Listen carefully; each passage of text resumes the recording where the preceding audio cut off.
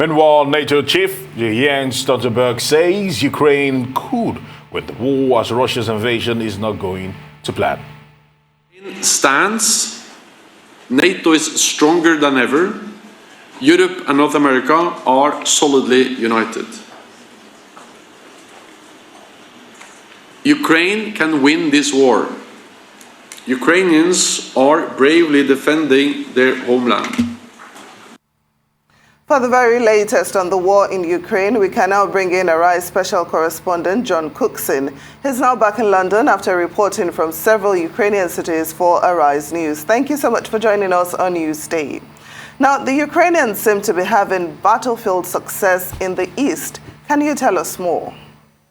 Hi guys, great to be on Newsday. Well, look, if, as you said in the introduction, that Ukrainian forces have reached the Russian border, which is some 80 kilometers east of the city of Kharkiv, that would be a major victory for the Ukrainians. And what's more likely is that they've managed to successfully defend Kharkiv, Kharkiv being Ukraine's second biggest city. But these images, as you said in the intro, have to be verified. But if true, this is a major victory for the Ukrainians and by converse, a major defeat for the Russians in that region. I have to say that the fighting is not over yet in the Kharkiv area. Russian forces are still attacking villages north of the city. But the Ukrainians have much cause for celebration, I think, today, having successfully defended their second city from this Russian attack. Kharkiv been more or less under attack since February 24th. We're 82 days on from that now, and thousands of people have died, of course, on troops on both sides, and many civilians. And we've yet to see exactly what's been going on in Kharkiv in recent weeks. But this is, as I say, from a military point of view for the Ukrainians, a big step forward. Meantime, the Russians are focusing all their might down in the southeast in the Donbass region. All right, John, let's talk about the fact that Sweden looks set to join Finland in asking for NATO membership. Will it be approved by the Swedish parliament? What do you think about this? I think so. The Swedes have been debating in Parliament this morning. That debate will continue this afternoon, and I'm fairly certain that members of Parliament will vote for Sweden to join NATO, and the Finns will do the same in the coming days. These are major changes in Europe. I mean, I can't believe that I'm sitting here talking about Sweden giving up its neutrality, if you like, after 200 years. And the Finns, they've been non-aligned since the end of World War II.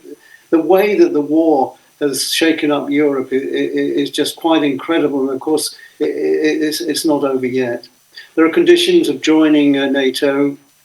Sweden and Finland have to commit 2% of their gross national product to in terms of money and military might to NATO to become a member.